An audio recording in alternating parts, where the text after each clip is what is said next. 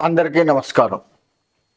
ద్వాదశ రాశుల్లో ఒక్కొక్క రాశి ఏ విధంగా ఉంటుంది, ఈ ఫిబ్రవరి నెల మనకి మంచి జరుగుతుందా, ఎట్లా ఉంటుంది అన్న విషయాన్ని ఆలోచించుకుంటూ వెళ్తే గతంలో కంటే ఇప్పుడేమైనా మంచి జరుగుతుందా, లేదంటే ఇలానే ఉంటామా, లేదు ఇంతకంటే ఇంకేమైనా తక్కువ స్థాయికి వెళ్తామా, ఇకనైనా మనకు మంచి రోజులు వస్తాయా అన్నది చాలామందికి ఉత్సాహంగా ఉంటుంది తెలుసుకోవాలని.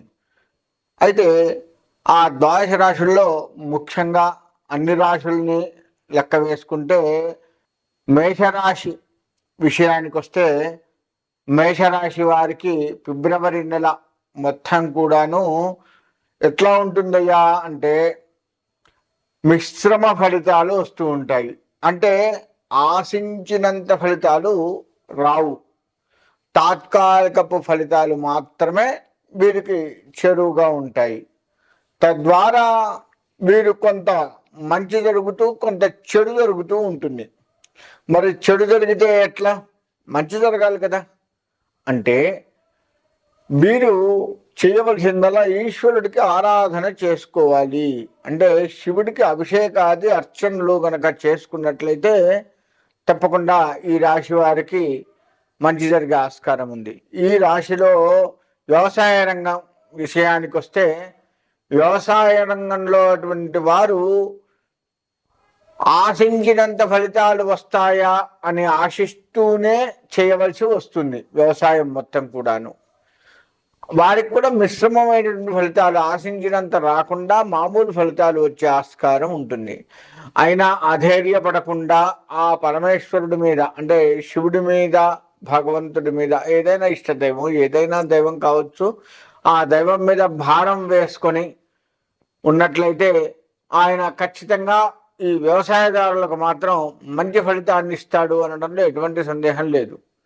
ఇక విద్యార్థుల విషయానికి వస్తే విద్యార్థులు మామూలు మార్కులతో మాత్రమే ఉత్తీర్ణులు అవుతూ ఉంటారు. అంటే పాస్ మార్కులు కొంచెం ఎక్కువ రావచ్చేమో, కానీ వీరు ఆశించినంతగా రాదు. కాబట్టి వీరు విద్యార్థులు మేధా దక్షిణామూర్తిని స్తోత్రములు కానీ లేదా ఆయన యొక్క దర్శనము, ప్రదక్షిణ నమస్కారాలు ఇటువంటివి కనుక చేసుకుంటూ ఉన్నట్లయితే ప్రతిరోజు కూడాను చేసుకుంటే ఖచ్చితంగా మంచి ఫలితాలను అనుకున్నంత అయితే ఎట్టి పరిస్థితుల్లో రావు ఈ రాశిలో వారికి, విద్యార్థులకి. కానీ మరీ పాస్ మార్కులు కొంచెం ఎక్కువ అని చెప్పుకున్నాం కదా, అంతకంటే కొంచెం మంచిగా వచ్చే అవకాశం ఉంటుంది. కాబట్టి మేధా దక్షిణామూర్తిని స్తోత్రములు కానీ లేదా ఆయన ప్రదక్షిణ నమస్కారం, ఆయన దర్శనం.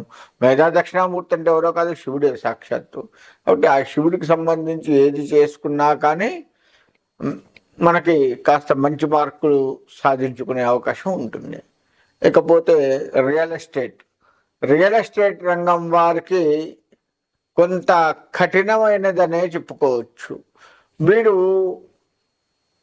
ప్రతి చోటికి వెళ్తూ ఉంటారు, చూస్తూ ఉంటారు. ఏదో 2 కొనాలి అనుకున్న దగ్గర ఒక ప్లాట్ కొంటారు. అలా కొని దాన్ని అమ్మాలి అనుకున్న దగ్గర కొద్దిగా మామూలు వ్యాపారస్తులు ఎలా అయితే అమ్ముతుంటారో మామూలుగా వచ్చేటువంటి లాభాలే వస్తాయి తప్ప ఆశించినవి ఎట్టి పరిస్థితుల్లో కూడా రావు.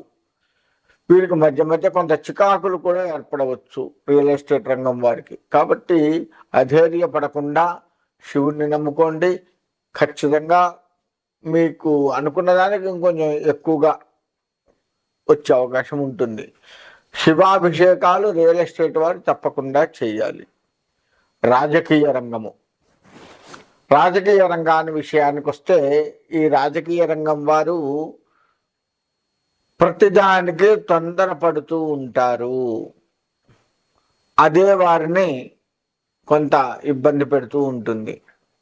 కాబట్టి అలా తొందరపడకుండా మీ దగ్గరకు వచ్చిన ప్రతిదీ కూడాను ఆలోచిస్తూ దాన్ని సరైనటువంటి నిర్ణయాలు తీసుకుంటూ మీకంటే కొద్దిగా పెద్ద స్థాయిలో ఉన్నటువంటి రాజకీయ నాయకుల యొక్క సలహాలు, సంప్రదింపులు చేస్తూ ముందుకు వెళ్ళినట్లయితే కాస్త మీకు రాజకీయ పరంగా ఆ పలుకుబడి, ఇప్పుడున్న పలుకుబడి అలానే నిలబడుతూ ఉండే ఆస్కారం కనబడుతుంది తప్ప మీరు ఆశించినంత పలుకుబడి ఎట్టి పరిస్థితుల్లోనూ కూడా రాదు. కానీ ఈ పలుకుబడి తగ్గకుండా ఉండాలి అంటే మాత్రం మీరు కూడా శివాభిషేకాలు చేసుకోవలసిందే. ప్రతిరోజు కూడాను శివ దర్శనం చేసుకోవాల్సిందే. అలా చేసుకుంటేనే మీ పలుకుబడి మీకు కాస్త నిలబడుతూ ఉంటుంది. ఇలా అన్ని రంగాల వారు కూడాను ప్రతిసారి కూడాను ఆ శివాభిషేకాన్ని చేసుకుంటూ భగవంతుడి మీద ధ్యాస పెట్టుకొని ఆయన మీదే భారం వేసి ముందుకు నడిచే పరిస్థితి కనపడుతుంది. కాకపోతే ఈ రాశి వారికి ధనం ఎక్కువగా ఖర్చు అవుతుంటుంది.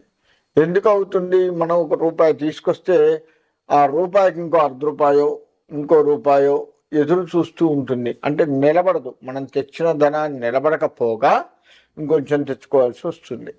ఇంకొద్దిగా వెతుక్కొని ఆ అవసరాలను తీర్చుకోవాల్సి వస్తుంది. ఒక స్త్రీ మూలకంగా ధనం ఖర్చు అయ్యే అవకాశాలు కనపడుతున్నాయి. అంతేకాకుండా వీరికి అనవసరపు ధనం ఇంకొంత ఎట్లా ఖర్చు అవుతుందంటే వీరి ఇంట్లో కొంత శుభకార్యాలు చేసేది కనపడుతుంది. అలా కొంత ధనాన్ని ఖర్చు అవుతుంది. వీరు ఎక్కువగా విందు వినోదాల్లో పాల్గొనేది కూడా మనకి కనపడుతూ ఉంది. కాబట్టి అలా వీరికి ధనం వ్యయం కాస్త ఎక్కువ అవుతూ ఉంటుంది. అంటే మొత్తంగా ఈ రాశి వారిని గనక చూసుకున్నట్లయితే వీరు ప్రతిదానికి కూడాను తొందరపడుతూ ఉంటారు. ప్రతిదానికి కూడాను ఆందోళన చెందుతూ ఉంటారు. అది కొంచెం తగ్గించుకుంటూ ఏది అవసరం ఏది అవసరం లేదు, దాన్ని ఎట్లా మనం ఆ కష్టాన్ని నుంచి బయటపడితే బాగుంటుంది అనేది ఆలోచిస్తూ ఉండండి. తద్వారా మీకు కాస్త మంచి జరిగే అవకాశం ఉంది. కానీ ప్రతిరోజు కూడా శివాభిషేకం తప్పనిసరి. ఇలా శివాభిషేకాన్ని వారానికి ఒకసారి చేసుకున్నా పర్వాలేదు. కానీ ప్రతిరోజు స్వామివారి దర్శనం, శివుడి యొక్క దర్శన భాగ్యం మాత్రం తప్పదు. అలా చేసుకుంటేనే ఆయన దర్శన భాగ్యం మీకు అవుతేనే మీరు కాస్త ఉత్తీర్ణులు చెందే అవకాశం ఉంటుందే తప్ప ఇక మీరు ఏది చేసినా కానీ మీ యొక్క సొంత ప్రయత్నాలతో చేస్తే మాత్రం ఎట్టి పరిస్థితుల్లో ఇబ్బందులు పడేది ఉన్నది. అలా చేయకుండా నెమ్మదిగా ఒక్కొక్క దాన్ని సాల్వ్ చేసుకుంటూ ఉండగలగాలి. అది చాలా చాకచక్యంగా చెయ్యాలి. ఆ విధంగా చేసుకున్నట్లయితే తప్పకుండా ఈ రాశి వారికి మంచి జరిగేది కనపడుతూ ఉంది. కాబట్టి అందరూ కూడాను ఆ విధంగా చేసుకుంటూ భగవంతుడి మీద భారం వేసుకుంటూ ప్రతి కష్టాన్నే కూడాను తట్టుకుంటూ, ఆ కష్టం వచ్చింది అని కుంగిపోయేది ఎక్కువగా ఉన్నది.